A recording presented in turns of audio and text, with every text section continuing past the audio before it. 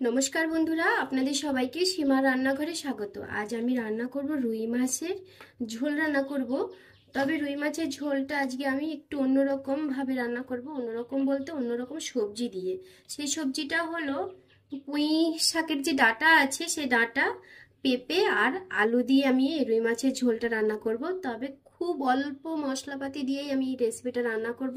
তবে আপনারা দেখতে থাকুন আমার ভিডিওটা, আমার সঙ্গে থাকুন, পুরো ভিডিওটা দেখুন, স্কিপ করে যাবেন না। তবেই বুঝতে পারবেন কত সহজে অল্প মশলাপাতি দিয়েই পাতলা ঝোল রান্না করা যায় রুই মাছের। এখন আমি কড়াইতে তেল গরম করতে দিয়ে দিয়েছি। তেলটা গরম হয়ে গেছে। এখন আমি তেলের মধ্যে দিয়ে দেবো সামান্য একটু নুনটা দিয়ে দিয়েছি। আর এখন আমি দিয়ে দেব মাছ, রুই মাছগুলোকে। তো এই মাছগুলো আমি আগের থেকে ধুয়ে নুন হলুদ মাখিয়ে রেখেছিলাম। এই মাছগুলো আমি ভেজে নিচ্ছি। তো মাছটাকে একটু ভালো করে ভাজতে হবে। তো চলুন দেখি মাছটা ভাজা হয়ে গেছে কিনা একটা সাইড। হ্যাঁ, ভাজা হয়ে গেছে একটা সাইড। আর একটা সাইড আমি ভাজার জন্য উল্টিয়ে দিচ্ছি মাছটাকে। তবে মাছটাকে কিন্তু একটু ভালো করেই ভাজতে হবে। মাছটা যেন একটু কাঁচা কাঁচা ভাব না থাকে, খুব সুন্দর করে ভেজে নিতে হবে।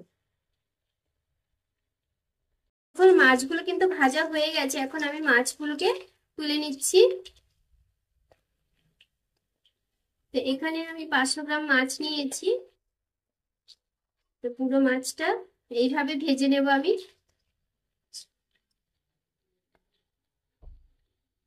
এইভাবে আমি বাকি মাছগুলোকে ভেজে নিচ্ছি। এখন সমস্ত মাছগুলো আমি ভেজে নিয়েছি। এই যে এখানে পুরো মাছটা আমি ভেজে নিয়েছি। আর মাছ ভাজা তেল কিছুটা রয়েছে, আর অল্প সামান্য একটু তেল দেবো।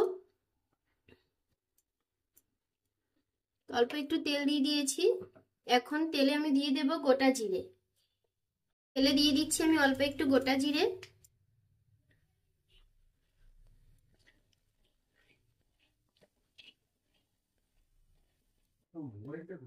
দেখুন জিরা যে দিয়েছিলাম গোটা জিরে, জিরেটা কিন্তু হয়ে গেছে। এখন আমি দিয়ে দেব যে সবজিগুলো কেটে রেখেছিলাম, পুঁই শাকের ডাঁটা, পেঁপে, আলু। এই তরকারিগুলো দিয়ে দিচ্ছি। তরকারিগুলোকে দিয়ে ভালো করে তেলের সঙ্গে মিশিয়ে নিতে হবে।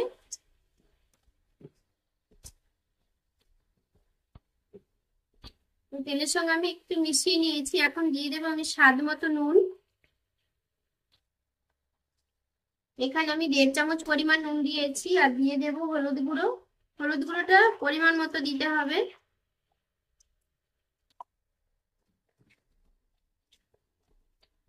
হলুদ গুঁড়োটা আমি পরিমাণ মতো দিয়ে দিয়েছি। আর দিয়ে দেব পেঁয়াজ বাটা। তো পেঁয়াজটাকে অবশ্যই বেটে দেবেন। এখানে আমি ছোট সাইজের একটা পেঁয়াজকে ভালো করে বেটে নিয়েছি। আর দিয়ে দেব জিরের গুঁড়ো।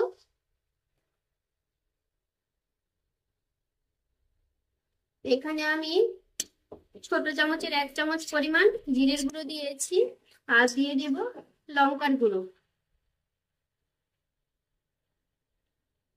এখানে আমি 2 চামচ পরিমাণ লঙ্কার গুঁড়ো দিয়েছি। যেহেতু কাশ্মীরি লঙ্কার গুঁড়ো সেই জন্য আমি 2 চামচ পরিমাণ দিয়েছি। আর যদি ঝাল লঙ্কার গুঁড়ো হয় তাহলে 1 চামচ পরিমাণ লঙ্কার গুঁড়ো দিলেই হবে।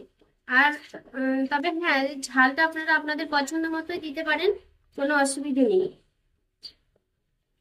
এই সবজিটাকে খুব ভালো করে আমি এভাবে কষিয়ে নেব। দেখুন সবজিটাকে আমি খুব সুন্দর করে কষিয়ে নিয়েছি মশলাগুলো দিয়ে। তো মশলাগুলো তো খুবই সামান্য মশলাপাতি দিয়েছি, দেখতেই পেয়েছেন। যেহেতু পাতলা ঝোল করবো রুই মাছের, পেঁপে, আলু আর পুঁই ডাঁটা দিয়ে। তো সবজিটা কষানো হয়ে গেছে। এখন আমি দিয়ে দেবো ঝোলের জন্য জল। ঝোলের জন্য জলটা দিয়ে দিয়েছি। দিয়ে এখন ঢাকা চাপা দিয়ে দেবো। ঝোলটা ফুটে উঠবে আলু আর ডাঁটা, পেঁপে এইগুলো সেদ্ধ হওয়ার জন্য। ঢাকা চাপাটা দিয়ে দিলাম। যতক্ষণ না ঝোলটা ফুটে উঠছে আর আলু আর পেঁপেটা সেদ্ধ হচ্ছে, ততক্ষণ ধরে আমি ঢাকা চাপা দিয়ে দেব। তো চলুন দেখি পেঁপে, আলু আর ডাঁটাগুলো কেমন সেদ্ধ হয়েছে। দেখুন ঝোলটা কিন্তু খুব সুন্দর ফুটে গেছে। আর দেখবো আলুটা সেদ্ধ হয়েছে কিনা। আলুটাও কিন্তু সেদ্ধ হয়ে গেছে। আর পেঁপেটাও সেদ্ধ হয়ে গেছে। ডাঁটাটা একটু শক্ত ভাব আছে। ডাঁটাটা একটু শক্ত থাকলে কোনো অসুবিধা হবে না, এইভাবেই খাওয়া যাবে। তো এখন আমি দিয়ে দেবো ভেজে রাখা মাছগুলোকে দিয়ে গ্যাসের ফ্লেমটা মিডিয়াম করে দিয়ে আমি 5 মিনিট ঢাকা চাপা দিয়ে রান্না করব। তো মাছগুলো দিয়ে দিয়েছি আমি। আর এখন গ্যাসের ফ্লেমটা একদম মিডিয়াম করে দেব, দিয়ে ঢাকা চাপা দিয়ে দেব। ঢাকা চাপা দিয়ে দিলাম, গ্যাসের ফ্লেমটা মিডিয়াম করে দিলাম। 5 মিনিট এইভাবে আমি রান্না করব। চলুন দেখি 5 মিনিট পরে কেমন হয়েছে। দেখুন ঝোলটা অনেকটা কমে গেছে আর খুব সুন্দরভাবে ফুটছে ঝোলটা। মাছ ভাজা মাছটা ঝোলের মধ্যে দিয়ে একটু বেশিক্ষণ ধরে ঝোলটাকে ফুটিয়ে নিলে কিন্তু ঝোলটা ভীষণ টেস্টি হয় খেতে। তো আমার এই রেসিপিটা আপনাদের কেমন লাগলো সেটা অবশ্যই কমেন্ট করে জানাবেন। যদি ভালো লাগে তাহলে লাইক করবেন, শেয়ার করবেন। আর যারা আমার চ্যানেলটি নতুন দেখছেন তারা অবশ্যই একটু সাবস্ক্রাইব করবেন, পাশে বেল আইকনটি ক্লিক করবেন, যাতে করে প্রতিদিন যে আমি ভিডিওগুলো ছাড়ছি সেই ভিডিওগুলো সবার প্রথমে আপনাদের কাছে পৌঁছে যায়। যারা ফেসবুক পেজ থেকে দেখছেন তারা ফেসবুক পেজটি ফলো করে আমার সঙ্গে থাকবেন। তো দেখুন মাছের রেসিপিটা হয়ে গেছে। এখন আমি দিয়ে দেব ধনেপাতা কুচি। ধনেপাতা কুচি দিয়ে নেড়ে চেড়ে আমি নামিয়ে দেব। নামিয়ে দিয়ে 5 মিনিট পরে গরম গরম ভাতের সঙ্গে পরিবেশন করব। তো আপনারাও ঘরে অতি অবশ্যই একদিন এইভাবে রান্না করে খাবেন, খেয়ে বাড়ির সবাইকে খাওয়াবেন। তো আপনারা সবাই ভালো থাকবেন, সুস্থ থাকবেন। সবাইকে টাটা।